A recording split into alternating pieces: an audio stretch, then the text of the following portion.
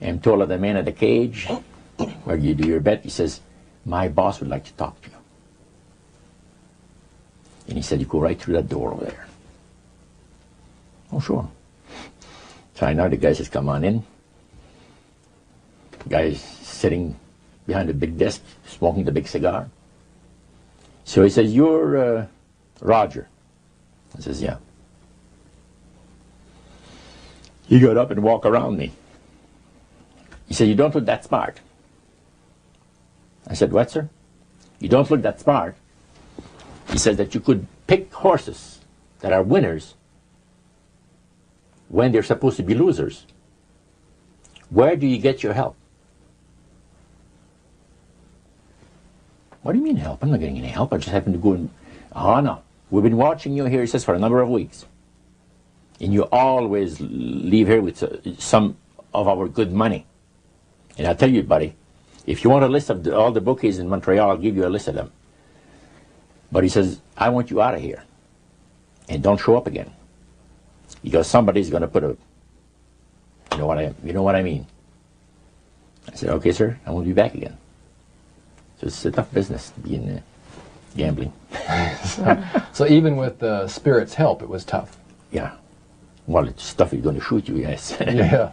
The high priest would say a number of things to you when you were in these praise services, and you went to a number of them over a period of time. Mm-hmm. Talked about the issues of the great conflict. You've already touched on that a little bit. I want you to follow up on that a little bit more, Roger. Some of the things that you wrote in your book, Trip into the Supernatural, sounds a whole lot like what we as Christians today know as the Great Controversy. Mm-hmm. What were some of the things that he told you there? Well, he says that there's a great controversy going on between the force of good and evil, between Christ and Satan. And they always praise the great master, Satan, as a super intelligent being that he is, beautiful to behold. And if he ever appears to you, you won't be able to look upon him because it'll be too bright. It'll just ruin your vision. The high priest said he was in Chicago, and the Spirit appeared to him and said, Marno and his buddy, George, has invited them to the service, and the fellow that is in charge while you're away says that he's going to wreck all the work that the spirits have done for the last few years to get these people into the society. So the high priest, which is in Chicago, picks up the phone and calls, and the spirit appeared to him, and he said the angel was so bright that he could not look upon him. And he says after he picked up the phone to dial, he couldn't dial the phone because of the fact that his vision was so terribly blurred by the light, the beautiful light of the bright being. And he asked, dial 0, and the operator came on, and she had to, dial for him. And they talk about many, many things in regards to, who's going to win this conflict. Any discussion about fire and brimstone?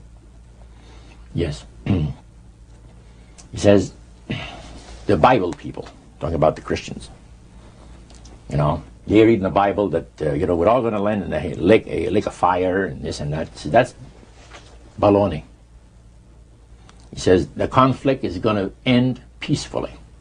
Christ is going to realize that he might as well abdicate the rights of this planet, take his few people along with him to his planet in the center of the galaxies, and we will be left with a master who will resurrect all his people that will be as numerous as the sand of the sea. See? And the master will rule forever and ever and ever. A happy people. And he named some of the people that's going to be there. I don't want to mention the names because they're known to history. Yeah. So that was quite impressive. Did you always feel, Roger, that these people were telling the truth? Oh yes, yeah. Yeah, they really had things down straight. But I was not satisfied with the answers. And there was something, and I understand now it was the Spirit of God saying, hold back, fellow. Hold back. And the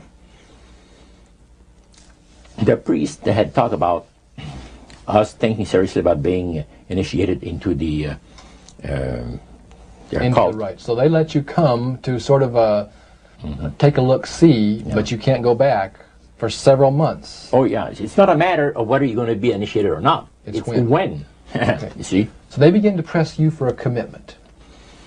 So the priest said, look, fellas, I'm not going to pressure you into anything, okay? But I want to show you what the spirits can do for a devoted servant. We went downstairs, not through the staircase that I thought for the worship room of the gods, but at the other end of the building. Went downstairs, and a number of times I'd gone there to the men's room, and I heard these typewriters clicking like the dickens. Man, it's going. I said, why do we have a lot of people typing in there, in that room? Well, we went there that evening, and he knocked, and the man says, come on in. And there was all those typewriters moving along by themselves, typing at the speed that I'd never seen before. And not only that, the high priest says, I want to show you something clever. So he says, follow me. So we went around the table. There was like 2 long tables, and they had about 10 typewriters. And he says, now notice that the typewriter types to the right, then doesn't go back. It types back to the left.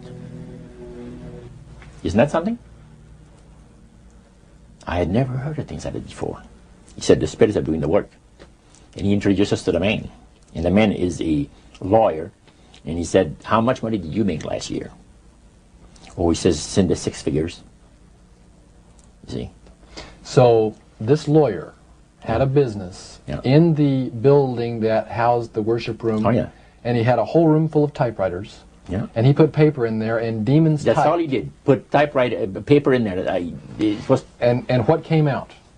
What was it that came out?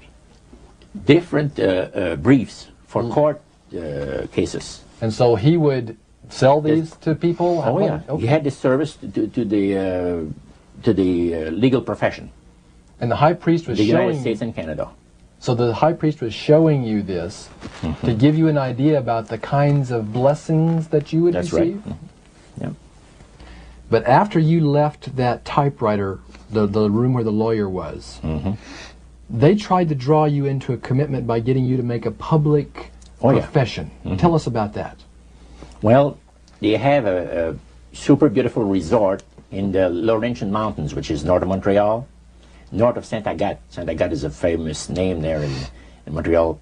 Montrealers, because they all go Saint Agathe or north there, you know, the summer home and that. So they had a big resort up there for their people, you know. It was a closed society. And they had on October the 30th, Halloween, is that? October 31. 31, last day of October. They had what they call live animal sacrifices. I don't know what it is that they did. We could never find out. By the time that the Lord pulled me out of there, I had not yet found out what it was. So you have this intrigue involved in there. And he talked about three very unique services that I attended there that sit on my mind forever. One was entitled Christian Idolatry. Another one was entitled The Super Deception of a Glorious New Age, which actually applies to the New Age today. And this was 1946 that we're talking. And then the other one was Satan's Great General Council of the 1700s. And I must say the things that I heard there was an eye-opener. First of all, we'll go through the Great General Council. Okay. At the beginning of the 1700s, said the high priest, Satan and all his spirit counselors held a Great General Council with one purpose in mind. It was to prepare for the great industrial age that was soon to break upon the world.